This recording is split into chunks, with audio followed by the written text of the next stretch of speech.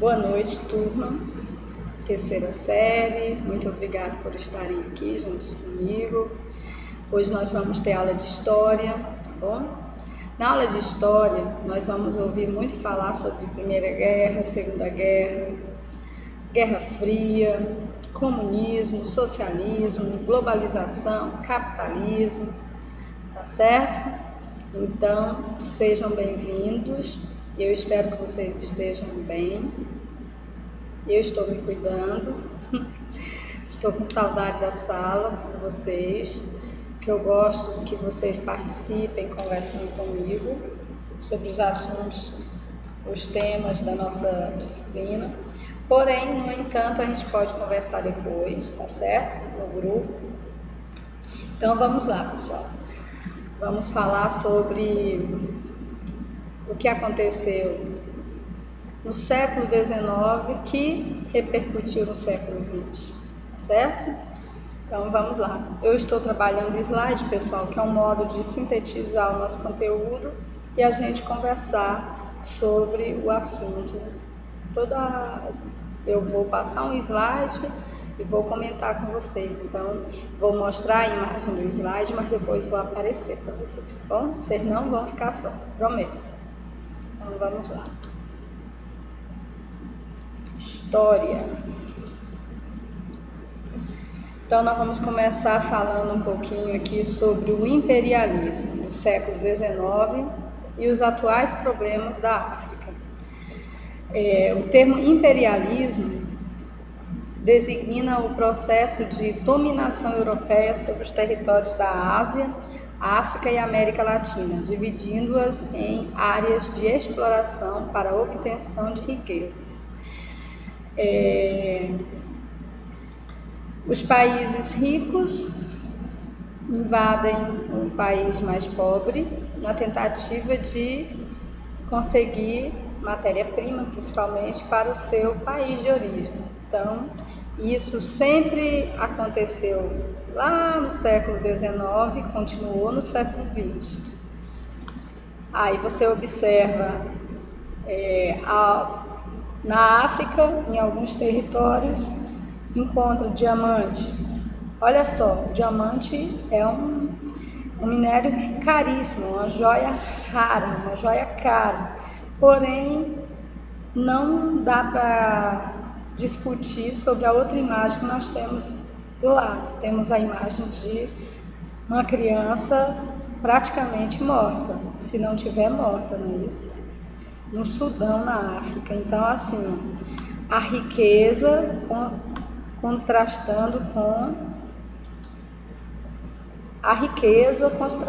com a pobreza, porque se vocês analisarem bem, o diamante daria para alimentar o dinheiro pela venda dos diamantes, daria para alimentar toda uma África, com certeza.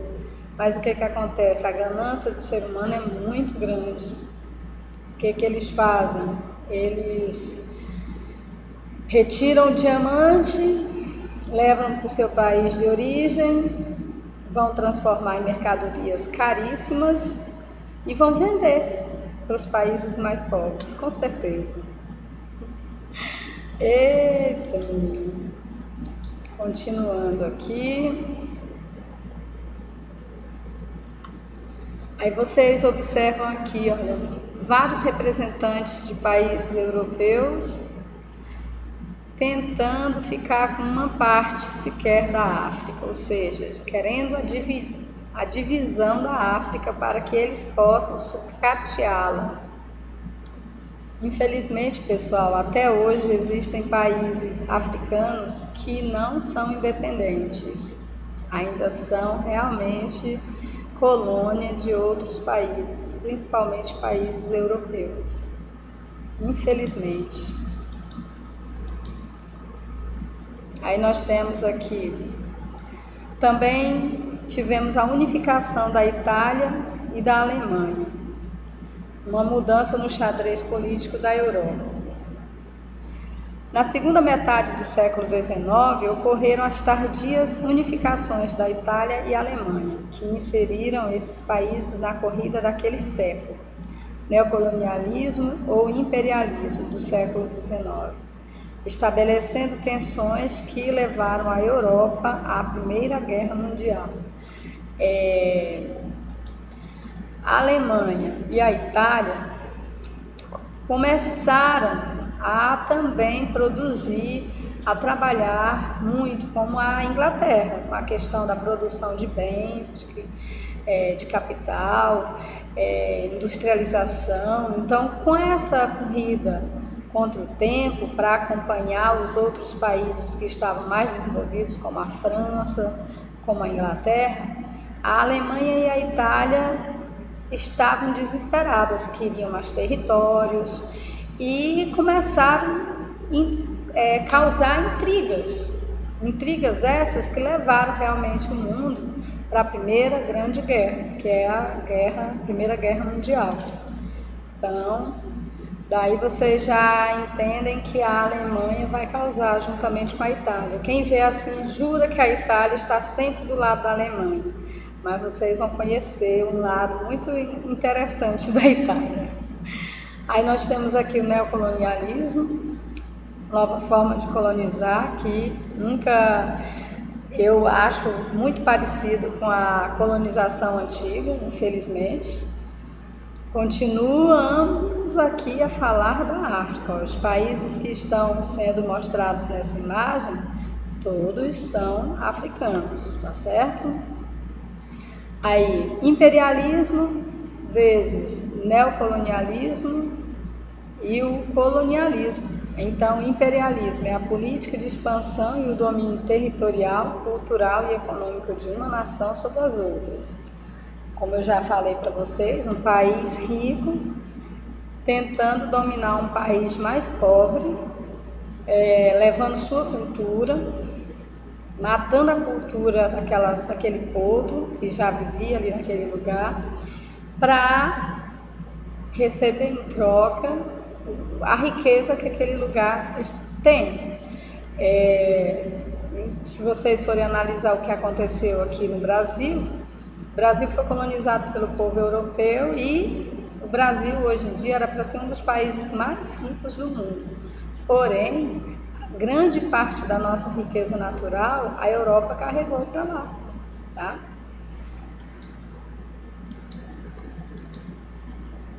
Colonialismo é o nome dado à expansão imperialista europeia do século XV ao XVI. América, mercantilismo, catolicismo. O colonialismo ele aconteceu numa época que a Igreja Católica estava com a reforma, contra a reforma. Então, a Igreja Católica estava perdendo muitos seguidores, então, porque estava surgindo o protestantismo. Daí vieram os padres jesuítas junto com os exploradores, né, junto com Pedro Álvares Cabral. Daí vocês entendem que o capitalismo estava junto, a expansão europeia, tanto do catolicismo como do mercantilismo, porque a Europa precisava vender suas mercadorias e já não tinha mais para quem. Então, tudo isso chegou aqui no Brasil com a colonização do povo europeu. Já o neocolonialismo é o nome dado à expansão imperialista europeia do século XIX. África, Ásia e Oceania. Capitalismo, civilização. O interessante é que os países ricos, às vezes, eles têm uma pretensão muito grande, às vezes não, a maioria das vezes, de achar que a cultura deles é mais importante, é melhor do que a cultura do povo onde eles estão chegando. E, na verdade, nós temos que respeitar a cultura das outras pessoas. Como eu sempre falo, eu acho errado ensinar o português para os índios, se eles não querem. Se eles quiserem, tudo bem. Mas, se eles não quiserem, por que eles têm que aprender o português, né? Se eles têm a própria língua. Aqui no Brasil, por exemplo, a nossa língua, se a gente parar para pensar, era para ser tupi e não português. Mas Nós fomos colonizados, nós somos descendentes, o que é que houve? Qual foi a língua que foi imposta pelo povo europeu? Foi a língua portuguesa, tá? Continuando. O dilema europeu após a Revolução Industrial. Como vender a produção cada vez maior e realizar novos investimentos assim gerados, se a concorrência entre as grandes potências capitalistas fazia com que seus governos adotassem barreiras protecionistas para os seus mercados internos, a fim de dificultar a invasão de produtos vindos de países concorrentes? Como que eles iam fazer isso, né? Eles precisavam de novos territórios, eles precisavam de outros países, então eles iam à luta. Tentavam de todo jeito conquistar outros países, países esses que ainda eram mais simples, tinham uma cultura mais humilde. Não que eles não eram civilizados, com certeza eram, mas do próprio modo, do modo deles serem, deles viverem. Mas aí o que acontecia? O povo europeu estava precisando de novos territórios para poder expandir suas vendas, encontrar novos consumidores. Daí o que aconteceu? Era massacre. O que acontecia? Era massacre. Onde eles chegavam, eles acabavam transformando aquelas pessoas em uma espécie de escravos.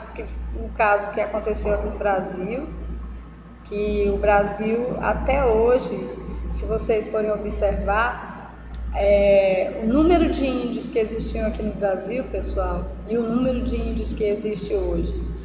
E algumas pessoas falam mal dos índios. Porque o índio é isso, o índio é aquilo, mas a cultura do índio é uma, a nossa é outra. A cultura que nós aprendemos a respeitar é a cultura do povo europeu. Sabia disso?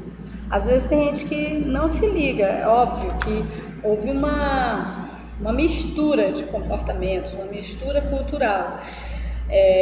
Tem vários hábitos que nós temos que é do povo indígena, outros que são dos povos negros, mas alguns, principalmente voltados para a ganância, é do povo europeu. Se vocês observarem, se vocês pesquisarem, vocês vão perceber que nós temos muito da cultura europeia, principalmente no sentido econômico, tá? Da ganância principalmente.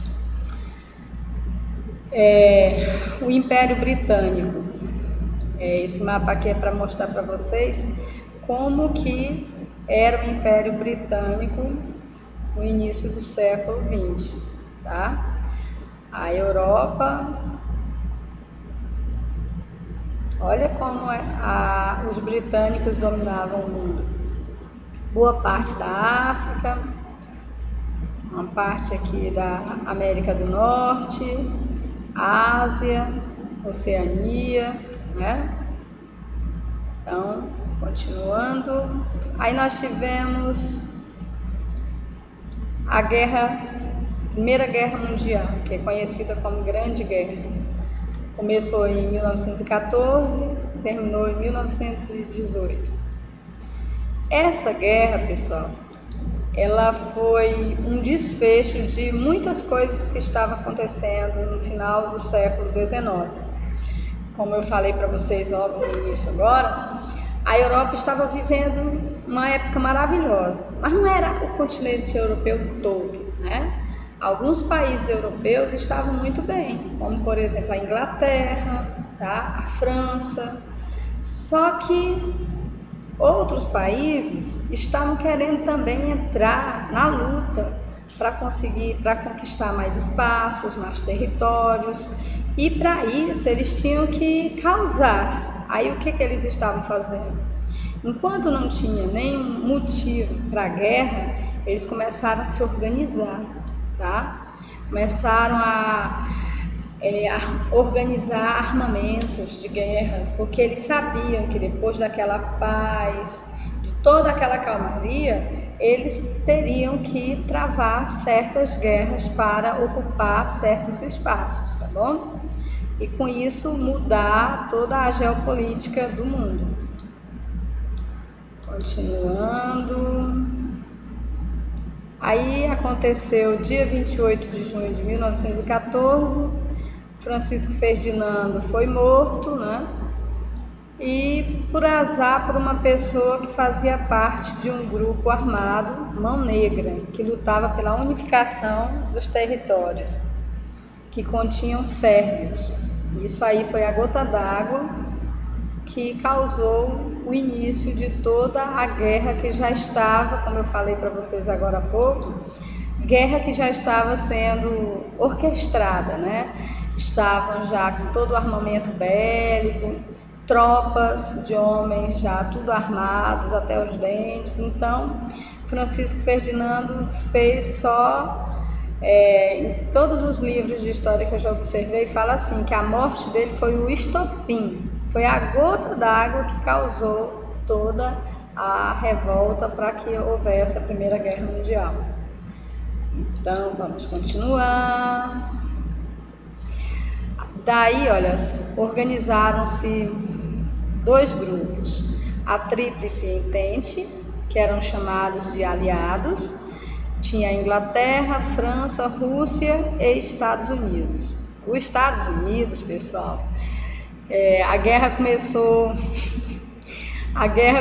em 1914.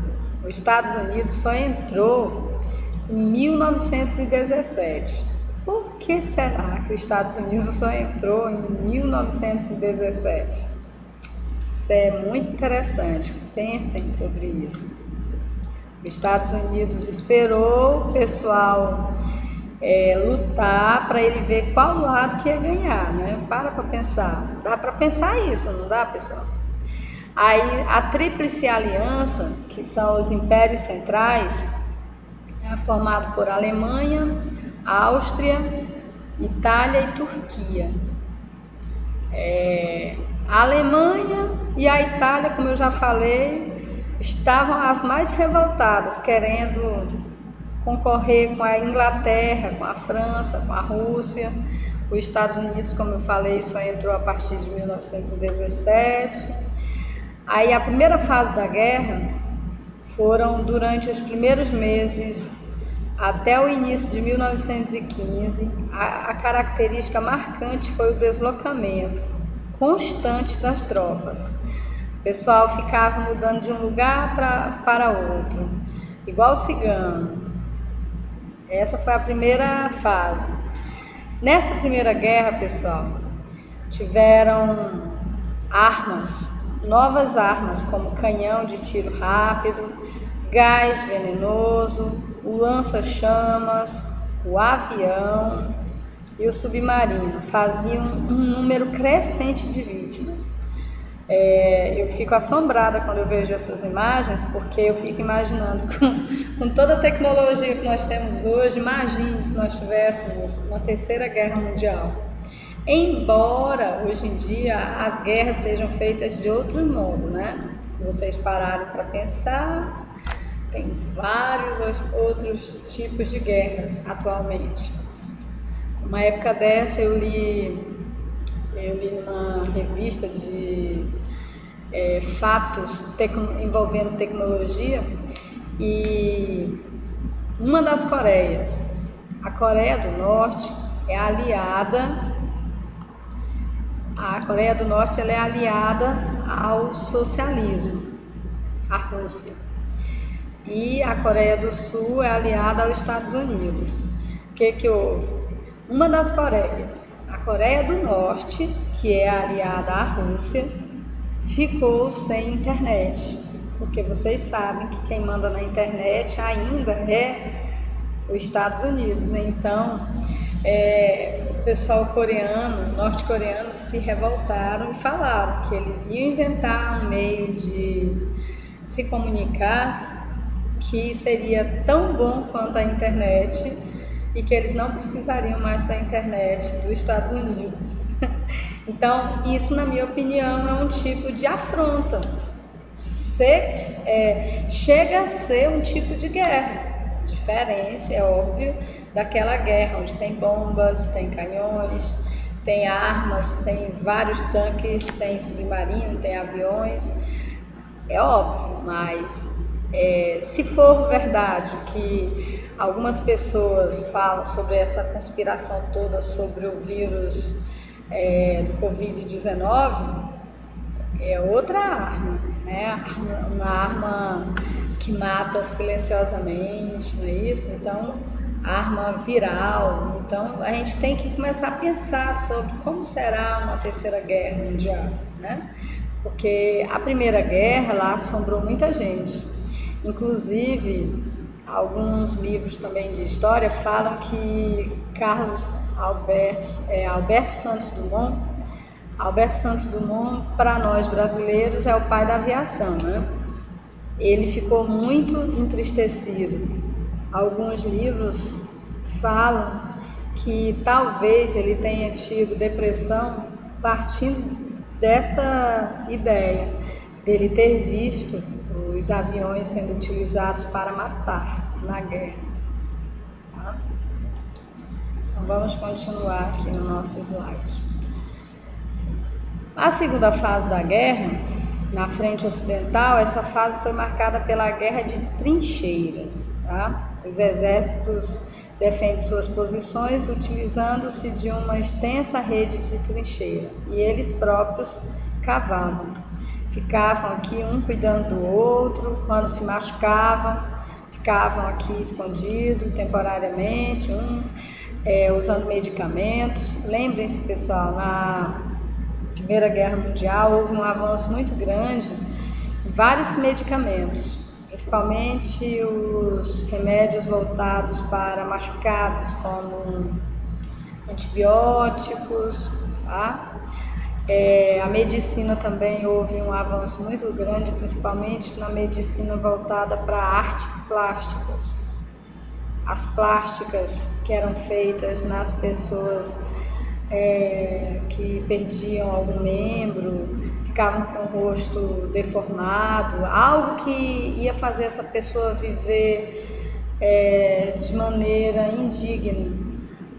Então, os cirurgiões plásticos puderam se aperfeiçoar, infelizmente, corrigindo machucados graves na época da Primeira Guerra Mundial. No dia 6 de abril de 1917, os Estados Unidos declaram guerra contra os alemães e seus aliados. Um grande volume de soldados, tanques, navios e aviões de guerra foram utilizados para que a vitória da Entente fosse assegurada. Ou seja, os Estados Unidos ficou ali, olha, só na retaguarda. Quando foi 6 de abril de 1917, chegou, foi focando a Alemanha. Fase final. Em julho de 1918, ingleses, franceses e americanos desferem sucessivos golpes sobre as divisões alemãs, que já não conseguem apresentar resistência, ou seja, a ofensiva dos exércitos aliados contra a Alemanha. A Alemanha já estava praticamente dominada, não tinha mais como apresentar resistência. A guerra estava perdida para a Alemanha. A Alemanha, ela foi uma das maiores causadoras da guerra, é claro, né? Como eu falei para você desde o início, a Alemanha e a Itália se moveram muito para que essa guerra realmente acontecesse. E a Alemanha, ela foi massacrada no final da Primeira Guerra Mundial. Ela foi humilhada, como eu sempre digo, todas as vezes que uma pessoa vai jogar apostado, quem perde paga para os vencedores. Numa guerra é da mesma forma, é como se fosse um grande jogo e o perdedor daquela batalha, daquela guerra, teria que pagar aos vencedores da guerra. E foi isso que aconteceu. A Alemanha, ela ficou devastada. O povo alemão sofreu muito, passou por muitas misérias, muita fome, morreu milhares e milhares de pessoas alemãs vítimas de fome, de doenças. Por quê? Porque o investimento alemão, o dinheiro alemão foi para pagar investimentos em armamentos, para pagar também os países que venceram a guerra ou seja, um investimento que só afundou a Alemanha. Será que a Alemanha aprendeu alguma coisa com isso? Vamos ver aqui. A Alemanha é obrigada a assinar o Tratado de Versalhes, que define suas obrigações, declarando-a culpada da guerra. Entre as medidas e punições destacam-se restituir a Alsácia-Lorena à França. A Alemanha, ela tinha entrado num conflito com a França e perdeu a Alsácia-Lorena. Ganhou, aliás, a Alsácia-Lorena da França.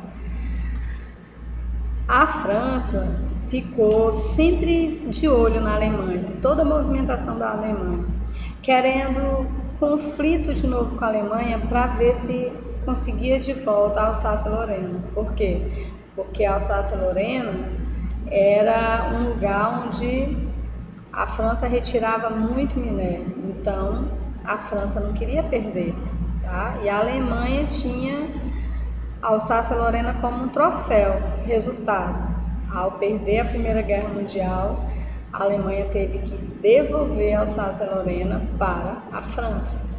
E a França passou a se sentir vitoriosa, é claro. Ceder as minas de carvão do Sarre à França por um prazo de 15 anos, mais uma humilhação para a Alemanha. Ceder suas colônias, submarinos e navios mercantes à Inglaterra, França e Bélgica. Todo castigo para a Alemanha é pouco. Fase final: pagar aos vencedores a título de indenização a fabulosa quantia de 33 bilhões de dólares. Reduzir seu poderio bélico, ficando proibida de possuir força aérea, de fabricar armas e de ter um exército superior a 100 mil homens.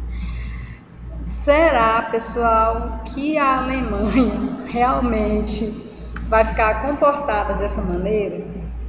Gostaria que vocês depois pesquisassem. Será que a Alemanha se comportou dessa forma? Eu acredito que vocês vão descobrir várias coisas sobre a Alemanha. Até o final da aula vocês vão descobrir. Quais as consequências o que aconteceu depois da Primeira Guerra Mundial? Aconteceu o declínio da Europa, porque a Europa era considerada o centro do mundo. Tudo que, quando falava em poder, só falavam na Europa. É óbvio que até hoje nós sabemos que a Europa é um continente de poder, só que hoje em dia está mais equilibrado, tá? Então a Europa deu uma derrocada muito grande. O declínio foi grande, que duramente atingida pelo conflito nas áreas agrícolas, industrial e no comércio. Durante a guerra eles gastaram muito, ainda tem esse detalhe, durante a guerra os países europeus investiram demais em armamento bélico, em soldados, e com esse investimento em guerra, o que houve? Eles pararam de produzir, a produção diminuiu, tá? Então, não foi proveitoso para o povo europeu participar de guerras. A ascensão dos Estados Unidos. Agora, os Estados Unidos, pessoal, ficou abastecendo os países do lado da Entente. Tanto é que ele entrou quase no final do jogo do lado da Entente. Ele ajudou os países que estavam na guerra. Enquanto ele estava ajudando, ele sabia que futuramente ele iria precisar de aliados. Então, ele esperou o momento certo. Fiquem de olho. Como que os Estados Unidos chegou a ser a potência que é hoje, atualmente, né? Olha só, como eu falei para vocês entenderem o presente, vocês precisam conhecer o passado. Tá? A ascensão dos Estados Unidos, tornaram-se uma das grandes potências mundiais, intensificação dos problemas que contribuíram para a implantação do socialismo na Rússia. Os problemas que surgiram na Rússia, pessoal, tem a ver com o capitalismo, não é isso? Com a Revolução Industrial, os grandes proprietários de indústrias, de fábricas, eles queriam cada vez mais o lucro. E os operários eram pessoas pobres que precisavam trabalhar. Só que eles começaram a perceber que estavam trabalhando demais, exacerbadamente, e começaram a perceber que seus direitos trabalhistas não estavam sendo pagos. Então eles começaram a se organizar. E a princípio, os mencheviques eram um grupo pequeno, eram mais formados por pessoas envolvidas com a burguesia, e o interesse deles era derrubar o czar. Só que aí surgiram os bolcheviques, que era formado por um grupo maior. Quando eu falo um grupo maior, não é que era a maior quantidade de pessoas, era uma representatividade da população russa. Os russos, o que acontecia? 80% da população russa vivia na área rural.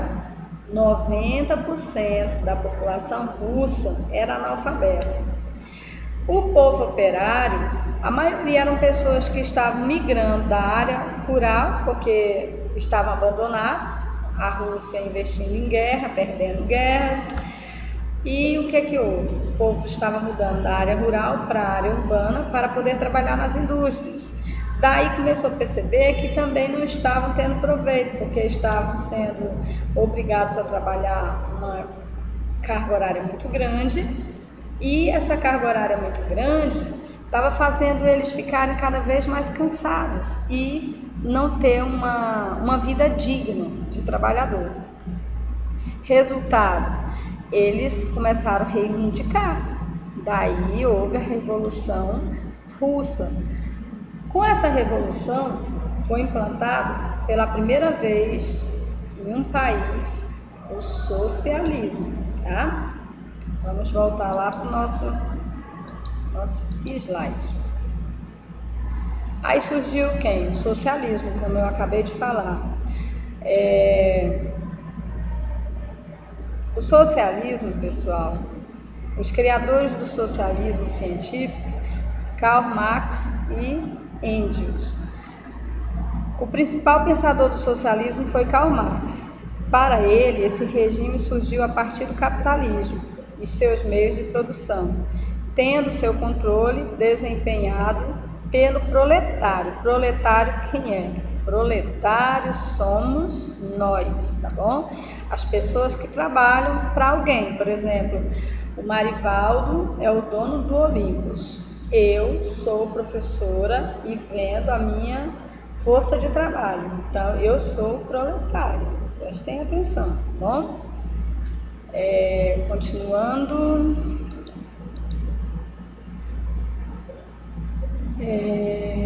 Assim como o Estado, que posteriormente seria extinto, dando origem ao comunismo, que corresponde a uma sociedade sem governo, polícia, forças armadas, entre outros, além de não possuir classes sociais e economia de mercado. Isso aqui, pessoal, é uma síntese, é um resumo do que Karl Marx falava sobre o socialismo, tá? Aí continua as diferenças entre socialismo e comunismo. O socialismo é um sistema de transição para o comunismo. As etapas são do capitalismo passar para o socialismo, do socialismo passar para o comunismo. Transição do capitalismo para o socialismo. Presença do Estado para defender os interesses dos trabalhadores contra os capitalistas. Ou seja, diminuir as empresas particulares, as empresas privadas. Tá? Esse era o contexto, pessoal. Aí nós temos período entre guerras. Houve a quebra da Bolsa de Valores em Nova York. Como eu falei para vocês, os Estados Unidos, na Primeira Guerra Mundial, ele ajudou os países que estavam do lado da Inglaterra, é claro, né? E em 1917 entrou para ser vencedor juntamente com a Entente. E mesmo assim ajudou também os países que estavam envolvidos com a guerra. Como eu falei, eles gastavam muito. Então o povo desses países que estavam na guerra sofriam miséria. Então os Estados Unidos estavam emprestando dinheiro sempre para esses países. Por quê? Porque ele precisava deles futuramente. Aí vamos continuar. A quebra da Bolsa de Valores de Nova York fez com que a economia do mundo tivesse um problema grave. Vários países investiram nessa Bolsa de Valores e vários países tiveram problemas, tá? Alguns historiadores acreditam que foi um golpe norte-americano, um golpe dos Estados Unidos, porque na verdade os Estados Unidos a princípio parecia que tinha tido problemas financeiros, mas depois se reergueu. Acho que tem algo que está acontecendo atualmente parecido com essa questão da queda da Bolsa de Valores, não é isso? Continuando. Efeitos mundiais da quebra da Bolsa de Valores. Olha, pessoal, isso aqui, ó, essa fumaça toda aí, nessa imagem preto e branco, isso aí nada mais é do que café sendo queimado. Quando eu explico para vocês que no capitalismo o que vale é a lei da procura e da oferta. Vamos supor, se tem muito e tem pouca gente procurando, o preço cai. Se tem pouco e tem muita gente procurando, o preço sobe. Isso acontece todos os anos. Quando tem muito feijão estocado, foi produzido, os agricultores conseguiram produzir uma safra imensa. Aí o que acontece? Tem muito feijão guardado, o que acontece com o preço do feijão? Desce. Agora, quando acontece algum problema envolvendo muitas chuvas ou muita seca e de repente o feijão não é estocado o suficiente, fica uma quantidade bem pequena, o que acontece com o preço do feijão? Eu gosto de falar do feijão porque vira e mexe acontece do preço do feijão subir. Quando o preço do feijão sobe, você já sabe, é porque tem pouco e tem muita gente querendo comprar. Então, o que houve aqui com esse slide aqui? Estavam queimando café porque na queda da Bolsa de Valores, o preço do café desceu. Por que desceu? Porque tinha muito café. Então, eu não consegui achar, mas tem umas imagens no livro de História e de Geografia também, que mostra Getúlio Vargas queimando café. Por quê? Porque o Brasil tinha produzido muito café e teve que queimar uma certa quantidade para o preço do café voltar a ser um preço alto. Vocês acreditam, gente? Isso é capitalismo, tá? Aí nós temos venda de produtos para os Estados Unidos, o capitalismo atingiu a maioria dos países, né? A queda da Bolsa de Nova York atingiu a maioria dos países capitalistas, venda de produtos para os Estados Unidos, empréstimo de dinheiro dos Estados Unidos, muitos países pegaram dinheiro emprestado com os Estados Unidos, recessão, desemprego no mundo inteiro, no mundo capitalista principalmente, fortalecimento da intervenção estatal, ascensão de regimes totalitários, que foi a questão do surgimento do fascismo na Itália, com Mussolini, e o nazismo na Alemanha, com Hitler. Tá? Então, vamos ver se a gente termina esse slide aqui para a gente ver um vídeo.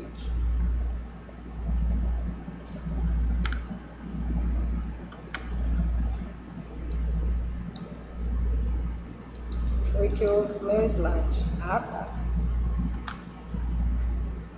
Aí nós tivemos aqui a Europa e a ascensão do fascismo e do nazismo, como eu falei agora há pouco.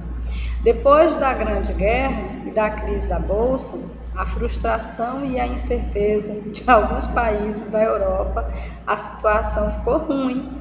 A burguesia com medo do socialismo, né? Porque a burguesia, como eu já falei para vocês em outras aulas, a burguesia são os comerciantes, são os donos das propriedades privadas. Esses são os burgueses, tá? Então, as pessoas burguesas começaram a ficar com medo do socialismo, porque o socialismo ia quebrar a burguesia. Solução: regime totalitário. O que é um regime totalitário? É aquele que manda e você tem que obedecer, você não tem liberdade de expressão, tá? Eu agradeço a Deus viver num país que nós temos liberdade de expressão. Imagine viver num lugar onde você não pode falar o que pensa, né? Então vamos ver. Ditadura, líder carismático, partido único, Estado forte e interventor. Aí onde surgiram esses moços aqui que fizeram o mundo sofrer muito. E até hoje, quando você lê ou assiste algum vídeo voltado para o nazismo, você imagina como as pessoas sofreram nessa época, tá? Pesquisem sobre o Holocausto que vocês vão chorar bastante. Tem vários filmes que falam sobre o nazismo. E um dos que eu gosto muito de indicar, até porque é um filme que, na minha opinião, ele é até de autoajuda, que é o filme A Vida é Bela. Ele conta a história de um judeu que ele é capturado pelos soldados alemães e ele é levado junto com o filho dele. E o filho dele está completando, parece que 5 ou 6 anos, está de aniversário, e o homem sofre muito, mas ele nunca deixa o filho dele perceber que ele vai morrer, que ele está em perigo. Ele sempre fica fazendo de conta que tudo aquilo que está acontecendo, os soldados levando ele para o campo de concentração, ele dormindo junto com vários outros trabalhadores, ele fica fingindo para a criança que aquilo é um jogo e que ele precisa se comportar bem para ganhar. E que no final ele vai ganhar um tanque de guerra, que para as crianças naquela época um tanque de guerra era o maior brinquedo. Como as crianças elas imitam os adultos, ouviam os adultos falando em guerra, então as crianças gostavam de brincar com armas, com tanques de guerra, porque era o que era falado naquela época. Esse filme, pessoal, eu indico para todos os meus alunos. A Vida é Bela. E o outro filme é O Menino do Pijama Listrado. É outro filme muito bom, tá? Que mostra a questão do preconceito racial, a questão da religião. Muito importante ver esses filmes. Daí nós tivemos a hegemonia estadunidense do século XX. Século XX, o século americano, foi quando os americanos realmente tomaram seu lugar no pódio, né? Tornaram-se primeiro poder maior no nosso planeta. Período entre as duas guerras mundiais.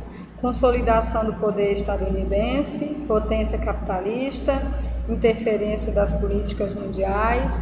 Aí foi quando os Estados Unidos começou a se meter na vida dos outros, como eu sempre falo, interferir na organização, no poder dos outros países, que eu espero em Deus ainda saber que os Estados Unidos perdeu essa pose para outro país, já tá bom, tem outro país agora tem que ocupar esse poder. Aí nós tivemos a Segunda Guerra Mundial. Como eu brinquei com vocês agora atrás, a Alemanha, pessoal, ela não obedeceu o Tratado de Versalhes. A Alemanha não obedeceu. Primeiro porque surgiu Hitler. E Hitler, ele tinha muita raiva principalmente das pessoas que não eram alemãs, que estavam na Alemanha, que acabavam tomando o emprego do povo alemão. O povo alemão ficava para trás e o povo, principalmente o povo judeu, acabava ficando rico, trabalhando muito, um povo criativo e tudo, e ele ficava com ódio. Tá? Por esse motivo, uma das raivas maiores que ele tinha eram de pessoas que vinham de seus países para usurpar o trabalho do povo alemão. Então, surgiu aqui a imagem de Hitler, Segunda Guerra Mundial, que vai de 1939 a 1945. A guerra foi provocada principalmente pelo líder da Alemanha, Hitler, que sonhava conquistar o mundo e impor a superioridade dos germânicos, ou seja, da raça ariana. Ele achava que só as pessoas brancas poderiam dominar o mundo. Conheceu Silas, se lascou. Eita, Hitler. Então, continuando. Aí nós temos aqui presidente Truman, de 1945 a 1953. Qual era a doutrina de Truman? Linha dura contra comunistas de várias partes do mundo. Isso foi já após a Segunda Guerra Mundial. O presidente dos Estados Unidos, ele queria mesmo que o comunismo não crescesse, tá? Então, 1960, John Kennedy, ajuda ao terceiro mundo. Começou a dar incentivos, né? Quando eu falo incentivos, ajuda em dinheiro. Mas que vocês sabem que quando um país rico ajuda outro país, principalmente um país pobre, com grana, quer dizer que ele vai querer em triplo, em dobro, em quíntuplo. Ele vai querer de volta tudo aquilo que ele emprestou, é claro. Aí, continuando aqui, 1960 ainda, né? Deter o comunismo. Sem pobreza, sem comunismo. Ave Maria, para acabar com a pobreza no mundo, eu acho que só se matar todo mundo. Eu tenho medo dessas ideias. Aí, Cuba, comunismo e América Latina. Cuba não seguiu o plano de Kennedy. Em 1959 houve a Revolução Cubana e a nacionalização dos bens e empresas estadunidenses, rumo ao socialismo, proteção de quem? Da Rússia, tá? Cuba, pessoal, fica a mais ou menos 100 quilômetros dos Estados Unidos, uma ilha que fica tão próxima aos Estados Unidos. Imagina a raiva, o ódio que o povo estadunidense tem de Cuba, porque Cuba é socialista e os Estados Unidos, bem próximo, capitalista. Eu imagino que deve ser uma dor muito grande no coração do povo dos Estados Unidos. Aí nós tivemos também Brasil, Argentina, nós tivemos ditaduras. Combinação, Revolução Cubana, Guerra Fria, interferência na América Latina, combate ao comunismo. Tudo seria manobra de Moscou, ditadura militares, política de extrema-direita, perseguições, esquerdas e sindicatos, exílios e mortes e censura. A barragem de Tucuruí, o povo fala que tem muitos homens petrificados dentro daquela barragem, aquelas paredes de concreto, na época da ditadura militar. Eu já conheci alguns senhores, amigos do meu padrasto, que trabalharam na construção da barragem. Eles dizem que, às vezes, as pessoas, quando eram contra o governo, principalmente o governo federal, as pessoas, às vezes, eram assassinadas pela própria polícia. Às vezes, saíam para trabalhar e não retornavam para suas casas. O crachá ficava lá, na maquininha de bater o ponto, mas a pessoa sumia.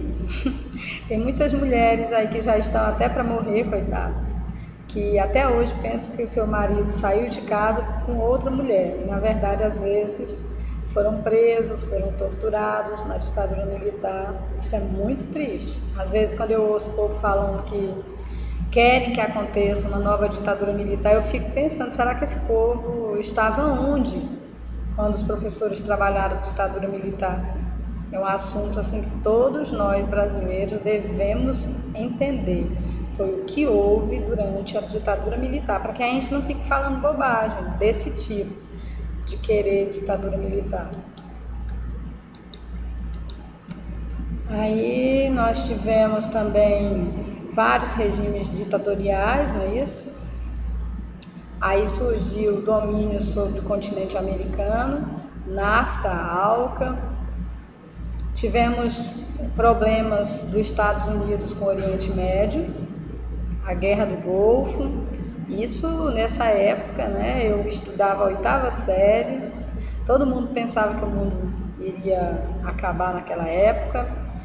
Por quê? Porque os Estados Unidos não teve o que fazer e foi criar confusões com o Iraque, porque o Iraque tinha tomado Kuwait, um país menor, e o Iraque tinha se apossado do Kuwait. Mas aí, se você for pesquisar sobre o Kuwait, você vai ver que o Kuwait tinha muito petróleo.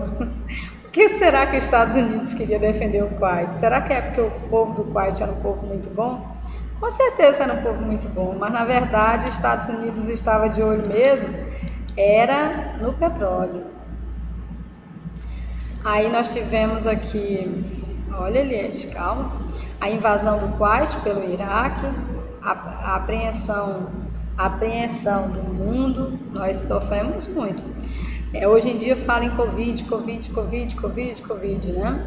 Na época era só Guerra do Golfo, aí colocava uma bomba imensa na televisão, aí todo mundo ia ver. E agora, será que vão explodir essa bomba e o mundo vai acabar e tal, e coisa e tal, e até que, graças a Deus, a guerra foi acalmada.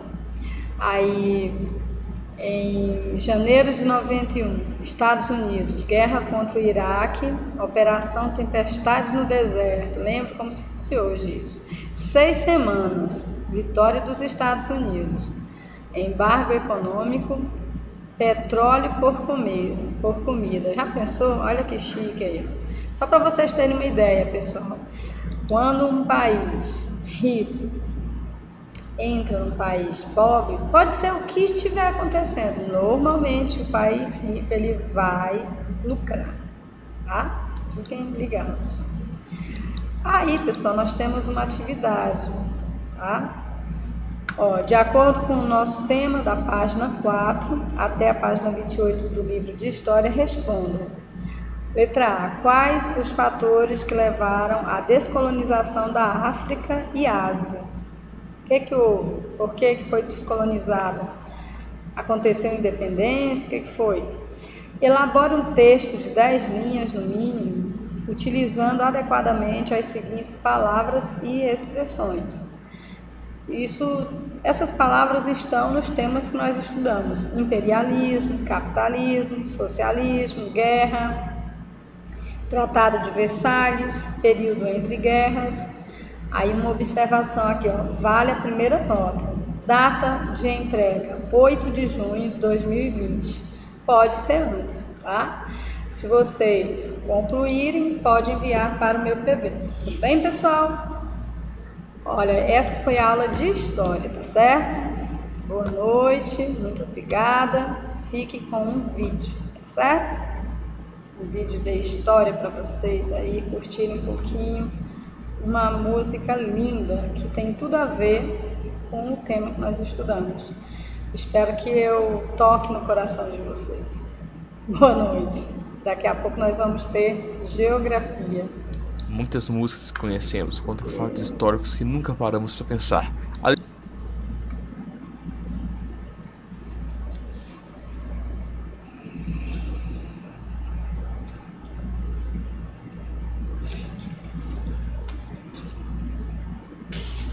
Não consigo, de jeito nenhum, fazer um vídeo pequeno.